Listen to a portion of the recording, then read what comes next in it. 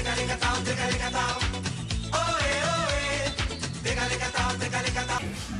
chronique de Jean-Charles. 10h dépassées de 55 minutes sur le 100.4 de votre radio FDL et c'est le retour de notre chroniqueur rural, Jean-Charles. Bonne année Jean-Charles, tu vas bien? Oui, bonne année Manu. Ça va? Oui. Ouais. Bah oui, bah. Tu es en pleine forme. Ouais, je vois ça. Dis donc, j'imagine que tu es super content de la réduction de ta taxe d'habitation. Ah, très heureux, oui. Hein, t'as vu hein, Oui, oui, non, mais que des bonnes nouvelles. Ah ouais, Bon, par contre, la CSG, ouais, faut, non. faut bien compenser quelque part. Hein. Comme c'est pour aider les jeunes. Ouais. Et en même temps, hein, t'as vu, hein, le véritable arrêt de la taxe d'habitation, c'est que dans 3 ans. Hein. Oui, non, mais je suis pas pressé. Hein. Voilà. Non, mais j'aurai encore de l'argent d'ici là. Par contre, l'ISF, la réduction, c'est tout de suite. Ah, hein. oui, mais bon, malheureusement, je n'étais pas concerné. Ah, bah oui. Ah, toi non plus? Non. Ah, bon. Mais ça viendra peut-être. Hein. Ben, j'espère aussi, enfin en tout cas j'ai l'impression que de ce côté-là, enfin en ce qui me concerne, les choses vont dans le bon sens. Hein. Oui. Ok. Mais bon, d'ici que je l'ai, j'ai droit à l'ISF, ça sera peut-être supprimé. Bon, allez, c'est pas le tout. Hein.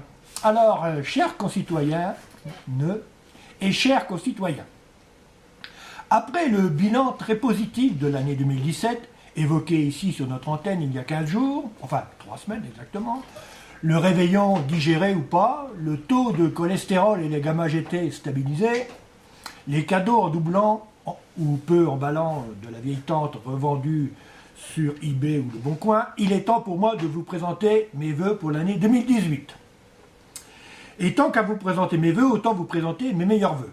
D'autant qu'il ne coûte rien d'en faire, c'est un peu comme les promesses électorales, sauf que pour les vœux, les gens ne s'en souviennent pas et ne vous en tiennent pas rigueur si, par le plus grand des hasards, cela ne se réalise pas. Cela me rappelle toujours ce voisin à qui je souhaitais une bonne année le matin et qui mourut l'après-midi d'une crise cardiaque.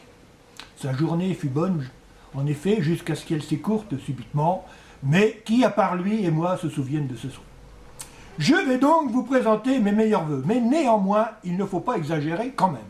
Ce n'est pas parce que dans cet exercice annuel et rituel, nous n'avons aucune véritable obligation de résultat qu'il faut en profiter pour souhaiter tout et n'importe quoi. En particulier des choses dont on sait parfaitement qu'elles n'arriveront jamais. Ou alors je m'en mords une, comme disait un de mes amis contorsionnistes. Donc, pour dégrossir le travail, je vais commencer par énumérer les vœux inutiles, ceux que je vais vous épargner. Tout d'abord, je ne vous souhaiterai pas la paix dans le monde.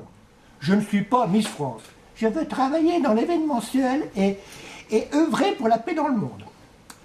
Je sais que, en ne vous souhaitant pas la paix dans le monde, je vais me faire mal voir et m'attirer les foudres des militants pacifistes et autres vedettes du music-hall ou présentateurs de la télévision. Mais, d'une part, le pape François n'a pas manqué de le faire dans sa déclaration Urbi et Orbi du Nouvel An, chacun son job, et d'autre part, cela fait des millénaires que l'homme n'a qu'une idée de foutre sur la gueule de son voisin en lui faisant le plus mal possible. Et je pense que si pour une année on zappe ce vœu pieux, ni le rigolard Kim Jong-un, ni le facétieux Bachar el-Assad, ni les deux comiques Trump et Poutine, ni tous les autres ne nous en garderont une quelconque rancune. Mieux, je pense que plus on souhaite la paix, plus ça les excite. Plus ils ont la crainte de passer pour des inutiles. Et plus ça risque d'aller mal pour tout le monde. Je m'abstiendrai donc. Ensuite, je ne vous souhaiterai pas non plus de gagner plus d'argent. D'une part parce que cela ne me rapportera personnellement pas un copec. Ensuite parce que je ne suis pas certain que vous en fassiez un bon usage. Ne dit-on pas, l'argent ne fait pas le bonheur? Enfin, parce que cela dépend d'un certain nombre de facteurs politico-économiques que j'ai déjà beaucoup de mal à comprendre moi-même. Alors de là à les maîtriser, à les mettre en pratique et ensuite à vous les expliquer, autant abandonner tout de suite. Autre domaine de vœu, le sport. Il serait facile pour moi de souhaiter que la France remporte la Coupe du Monde de football. Vous avez tous coché 2018 pour ça. Nous l'attendons tous. Néanmoins, si par hasard, en juillet, en Russie, c'était vraiment le cas, ne serais-je pas alors accusé de tricherie, de paris truqués et la bande à Dédé d'avoir fait exprès de gagner pour détourner l'argent des contribuables? Ne comptez pas sur moi non plus pour vous souhaiter des choses aussi improbables qu'un coureur français remportant le Tour de France, Auxerre de retour en Ligue 1, Tsonga vainqueur de Roland-Garros, un chanteur français vainqueur de l'Eurovision. On est là pour faire des vœux, pas pour dire des conneries. Alors au niveau météo, il me serait facile de vous souhaiter de la neige en montagne pour les vacances scolaires, de l'eau pour faire pousser l'herbe, du soleil pour remplir les grains de blé et de maïs pour les paysans, et du soleil et de la chaleur en été pour les estivants, les hôteliers et les restaurateurs. Sincèrement, je l'espère profondément. Néanmoins, il me semble que depuis quelque temps, le type qui s'occupe de ça se mélange fréquemment les pinceaux. J'ai bien peur qu'il soit atteint par les désastreux effets de l'âge, et je crains fort que nous devions à l'avenir nous accommoder de ses absences dans ce domaine, en attendant son éventuel mais peu probable remplacement. Il était là bien avant nous, et je crains fort qu'il soit là encore après.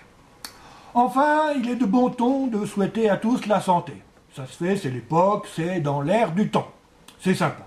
Votre voisin qui crache ses poumons entre deux clopes et qui vient de perdre 5 kilos depuis sa dernière chimio ne vous en tiendra pas rigueur et tentera de se persuader que vous êtes sincère. Néanmoins, je tiens tout de même à vous mettre en garde. Supposons que ce vœu fonctionne à 100%, qu'en 2018, tout le monde soit en parfaite santé. Certes, les déserts médicaux, si souvent dénoncés dans nos campagnes, ne seraient plus un problème. C'est le seul point positif. Mais quid des médecins? Comment pourrions-nous les occuper pour qu'ils ne dépriment pas et tombent malades à leur tour? Et les pharmaciens? Que vont-ils devenir?